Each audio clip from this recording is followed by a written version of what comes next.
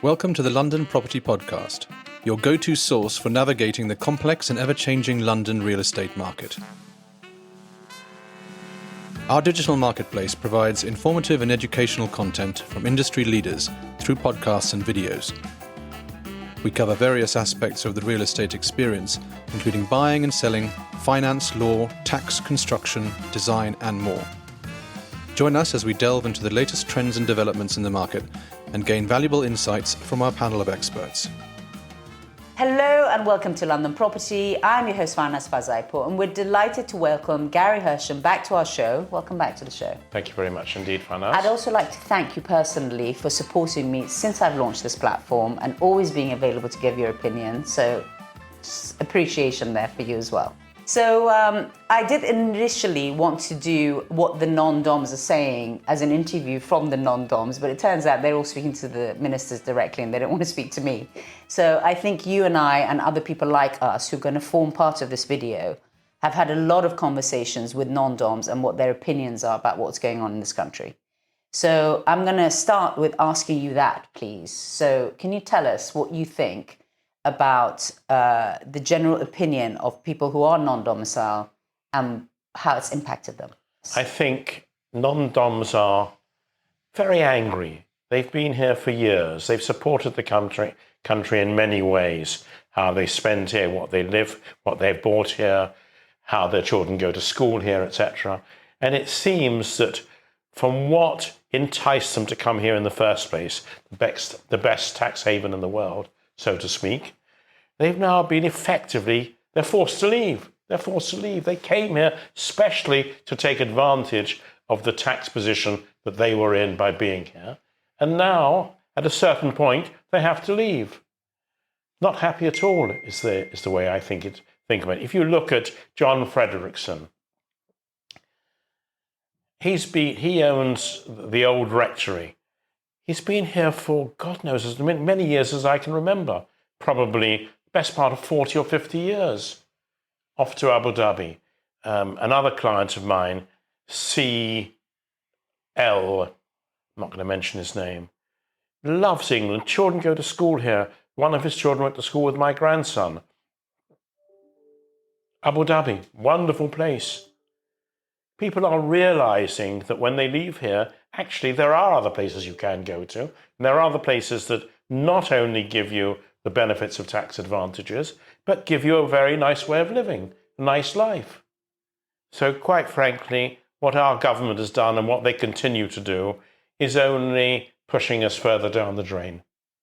So just the flip side of this, and I think the one of the reasons that this happened is that our house prices rose kind of not naturally, but because of this advantage to foreigners, which then meant that people couldn't get on the housing ladder. And speaking from experience, when I was in my 20s, I put down 20%, I got an 80% mortgage, and I bought my first flat. Now, the prices have gone up in prime central London in such a way that I would say it's almost unnatural. And maybe this is what the government is trying to address by doing this. Obviously, they didn't think it through very well, but that was also a byproduct. And when you look at the prices in the market now, they've kind of been flat. And, people have to go back a decade and a bit to actually be able to sell and make a profit. So what about the effect that tax regime has had on our domestic property market?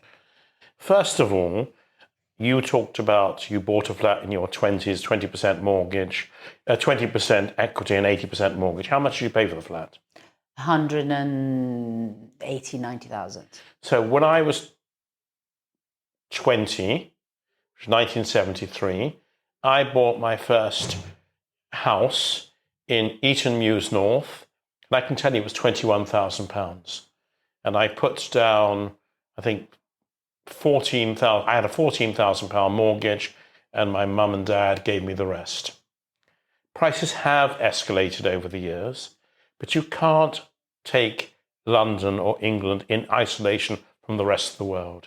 Please tell me what you have to pay for a house in Caracas, on the Pacific coast of America, in Mexico. What do you have to pay for a flat in Milan today? What do you have to pay for a penthouse in Miami today? Everywhere in the world, prices have shot up over the last 50 years or so. It's not exclusive to England. And I'm sure the problem that you say about people not being able to buy is not exclusive to England either. And quite frankly, that's the way of the world nowadays. Prices have gone up. Rich people do come and they are prepared because of their wealth to spend a little bit more than anybody else, or a lot more than anybody else. But that's the way of the world. And I can't see why that should make a great difference if you try to take London as an exception to the rule. It's not an exception to the rule. Everywhere in the world, prices have shot up. No, if you're making hundreds of millions and you're not paying tax on it, you're less sensitive to paying £8,000-9,000 a square foot. Okay? No. If you're worth hundreds of millions or billions, you're less sensitive to paying price per square foot, a high price per square foot. But having said that, I've rarely met somebody willing to pay more than market value.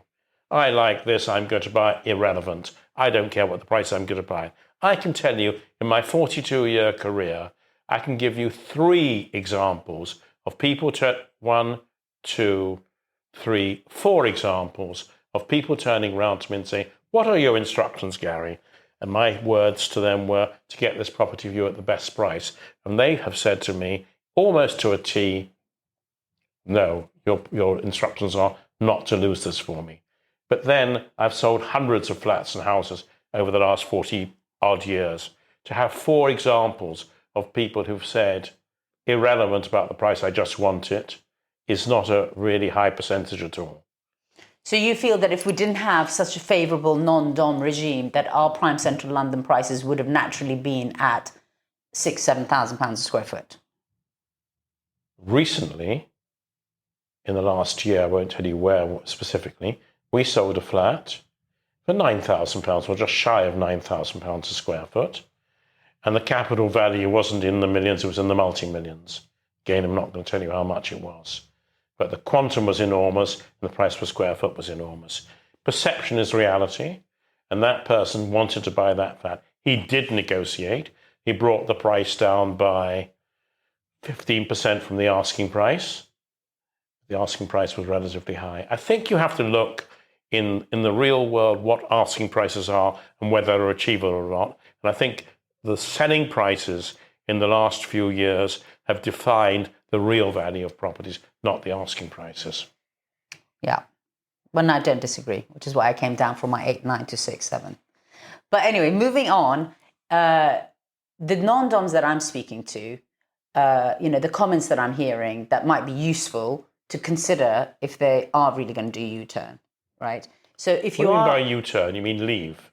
No. The government. Come back. The government is talking about doing some sort of a U-turn. Well, they're not saying they're going to do U-turn. Please come back. But they're saying, well, not please come back, but, Italy, for example, it went from 100,000 a year to 200,000 a year. Yes, that's true. So what if the UK say 500,000 a year? Do you think people all would... in? Yeah. All in, 500,000, yeah. No tax, and you pay 500,000 per annum, flat rate. Yeah. You think that would certainly entice the people who are kind of industry leaders that employ a lot of people. I have a scenario where one of my clients, has a business where they're actually considered infrastructure. So he was asked to come for meetings. He said, well, I can't come for meetings because you keep eating into my 90 days and I need my 90 days because my child is in boarding school, etc. You need to give me more days if you want to talk to me. So these are all realities for business leaders that, if we want them to come... It's not 90 days. If you don't stay past midnight and you come after midnight, you can have 2 full days and 1 sleepover. So in effect, it's 180 days if you look at it from that point of view. How much stress is that, trying to organise your life about, And now they say that you have to fly, 14 nautical miles away for it to count, because people used to just go up and come down in their private jets. People had kind of tried to make the system work, but that's come to a point where, you're being asked to live in a different country to where potentially you want to send your children to be educated, because you can't be here at the same time as your child being educated. They've given 4 years instead of 5 years, so it doesn't even cover senior school, right? And, there needs to be I mean, I don't know what conversations you're having, but, there is things out there that people are willing to do. So, for example, this inheritance tax is actually what really killed it, isn't it? I think that's one of the things that really killed it. And I also think tax on dividends killed it. And with inheritance tax saying that they have to pay inheritance tax for 10 years after they're gone, which in some countries would be absolutely impossible for them to know that someone 9.5 years later died in, somewhere else is impossible to prove. So why say it? Very true. But also bear in mind, take America, for example. They are still today taxed on the worldwide assets. Doesn't matter where they go, where they live, American, or American. That doesn't change. I don't know what to say to you about non-doms other than the system has forced them away, and I can't imagine how you're going to be able to bring them back. I don't know. 16,000 have left already? How many have left? Something like that. How are you going to get them back? Well, I mean, Why would they I come was back talking once to they've left and set up home? They've gone to Milan. Okay, 100,000 turned into 200,000. Well, not terrible. It's only 100,000 more. Of course, you have to remember with the Italians, they could change the law spontaneously. And they could make it retrospective. That's what the Italian government does. So I'm not so sure I'd want to take up the Italian idea, although a lot of my friends have done so. But I think you can do the same in Spain, the same you could do it in Portugal with the golden visa. I don't know anymore. But everybody I know who's moved to wherever they've moved to seems to be very happy where they are. Right. Maybe that's so you think we've lost them and there's no coming back, even if you change you answer things? the question yourself. Do you think there's a coming back? How will they come back? On what basis will they come back?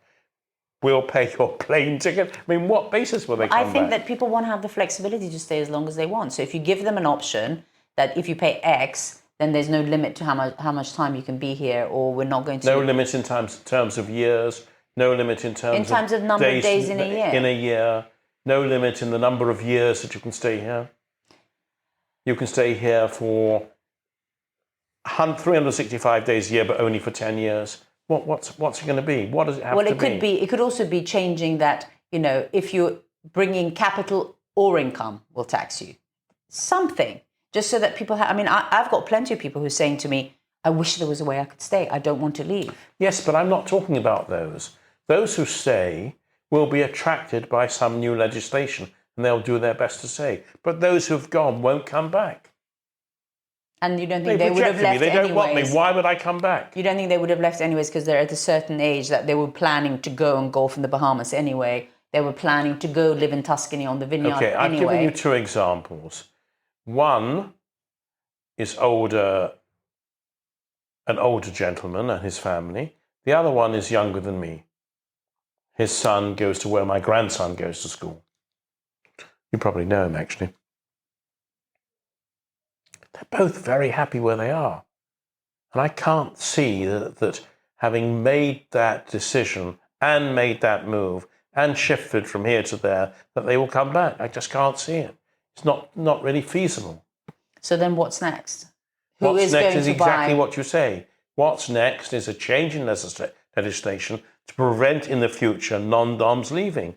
Make them welcome here. It was the best tax haven in the world for non-UK citizens. They came here, they spent here, they bought here, they paid their stamp duty, they went to shops, they went to restaurants. Everything was full. Do you remember when you used to walk down Stone Street and you'd never hear the same language twice? No. It's very different today. But what do you think is... So let's say things carry on as it is. So, what should we be expecting?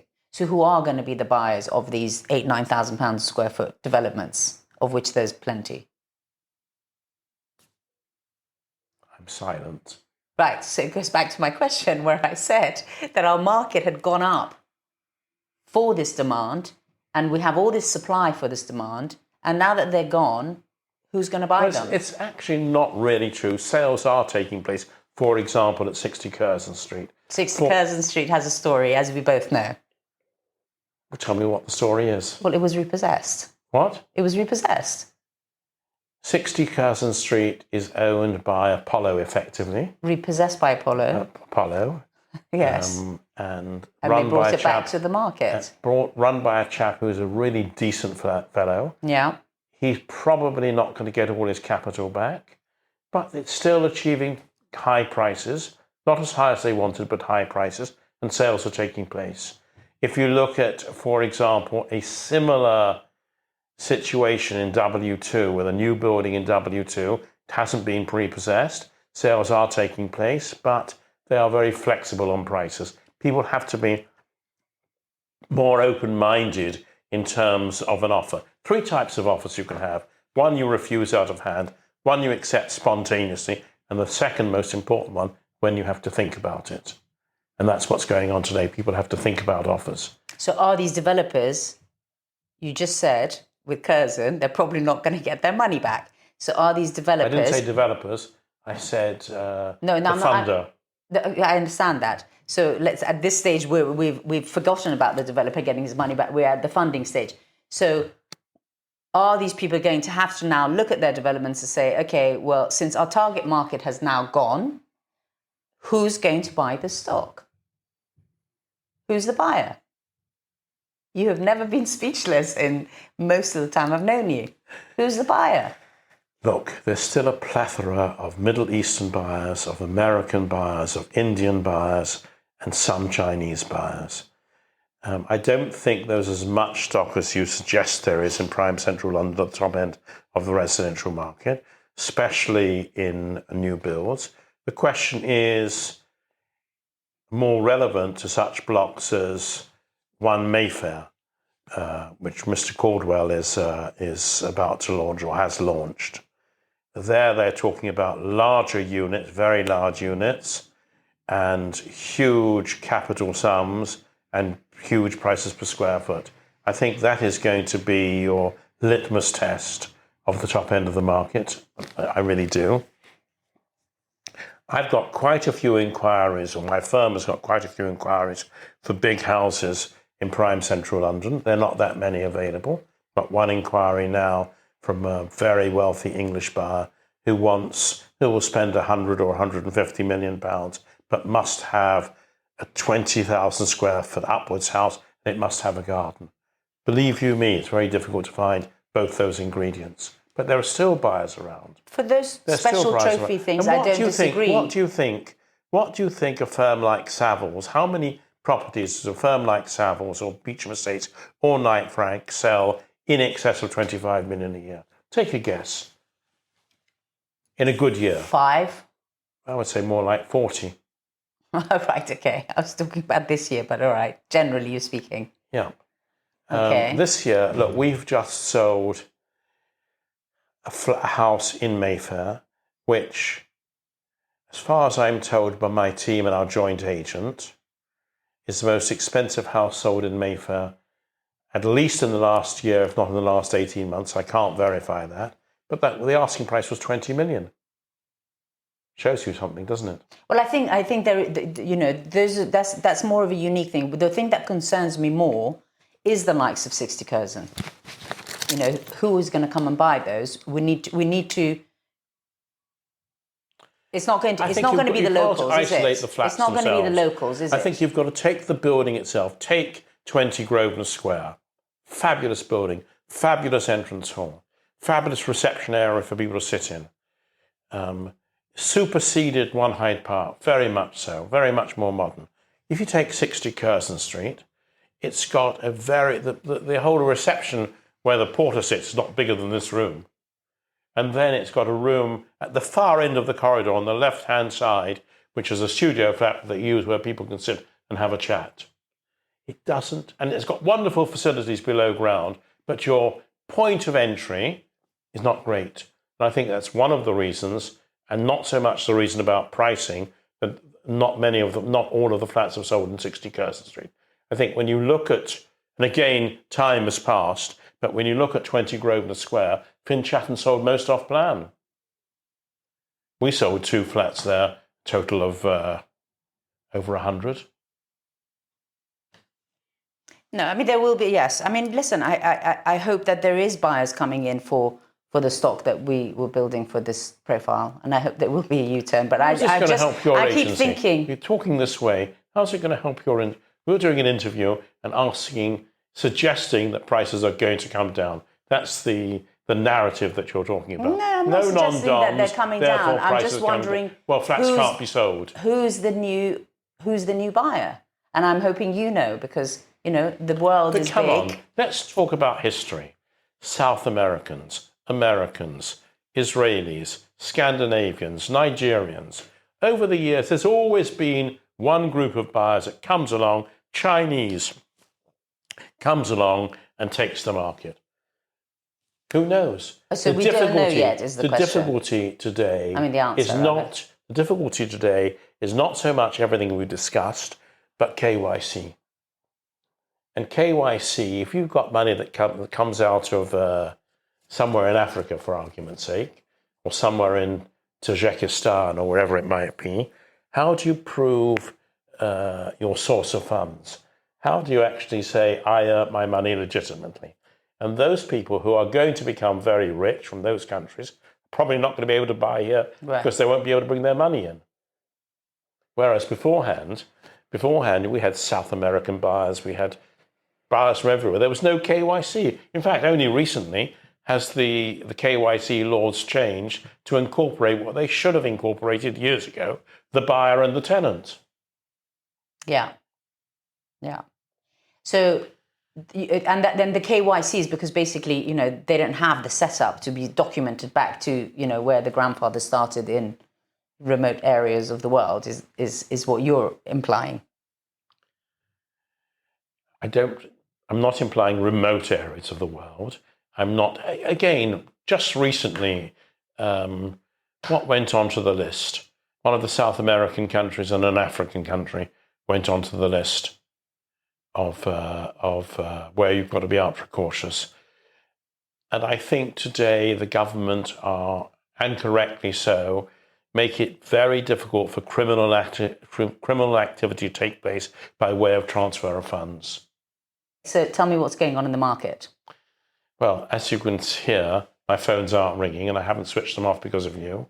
It's very quiet at the moment, extremely quiet at the moment. Yeah. Again, it's the 1st of July today, and that might have some bearing on why it's so quiet. July and August historically have been quiet. But it's not an easy market. If you talk to anybody from Sotheby's to Savills to Knight Frank, everybody will tell you it's not an easy market. Agreed sales take a hell of a lot longer than before to get to the point of exchange. People are changing their mind because of dinner time conversation, lunchtime conversations. I'm hoping the market's going to improve. I'm hoping people are going to realize that, okay, you've got to pay taxes. You've got to pay taxes. That's the way it works. If you're American, you want to go and live in America, you want to become an American citizen, you have no choice. Maybe people should adapt. Well, Americans also have a sophisticated tax system, don't they? Because they get so many ways of getting relief. Offsetting. Yeah. So, personal expenses, for example. Yeah. Well, you can put your company losses to your personal taxes, which I don't think it happens here. No, none of those things happen here. Right. So but it doesn't take away from the fact that if you buy something abroad, you come and live abroad, you're no longer living American, you're an American citizen, you pay tax on your worldwide gains and your worldwide profits. Right, but they also have sophisticated treaties, which, all of these things, if they're in place, then you can say to people, we're going to tax you this way and that way and the other. Well, actually, for Americans, it doesn't matter where they live. Yeah. Because they're going to be taxed the same way unless they take advantage of the treaties that you're talking about. Yeah. So in conclusion, the market is, we don't know. I don't think anybody is going to give you a clear answer. Yeah. None of us can tell you what the government's going to do. None of us are going to tell you how clever or how stupid the government are going to be, and it can go either way. And when will the market start bubbling again? Could take a long time. The problem is, from an agent's point of view, it's not only the sellers you've got to convince that their prices are perhaps not realistic in today's world. You have to also convince the buyer that they can't offer 15 million on a 25 million pound unit. You've got both ends of the scale where the seller is saying, I want X. Okay, X is not realistic. It needs to be 10% or 20% below X. and the buyer's coming in at 30% below X, and that's not realistic either. So you've got this total disparity between what a seller will sell for, what a buyer will pay, and how do you match them? But at the moment, it's very difficult to do so. You've got to hold on and hold on and hold on. We put a bid in on a house in Mayfair on Friday. The asking price was 18.95 million. One of the team put in a bid of 17 million, and he got thrown out of court in such a vicious and unbecoming way. And if you took all of that away and you cut everything and you just left the chaff, you'd realise that what was in the seller's mind was, you're giving me a low-ball offer and you're working for the buyer. Of course, he wasn't working for the buyer, he was just simply putting an offer up. But the perception is that the agent is trying to close the deal at the lowest price so he can get his commission. We're back to the stage of the game that was 30 or 40 years old, where all agents are shit. Excuse me. Right. We won't get into the subject of agents because that's a whole other story.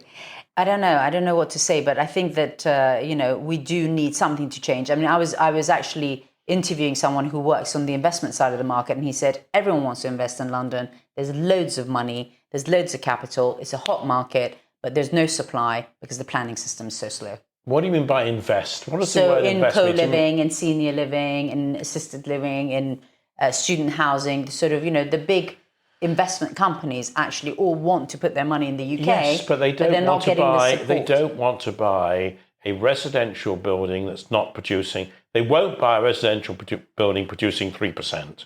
No, they want 5 or 6 or 7%. They want to buy commercial buildings at higher rather than lower yields.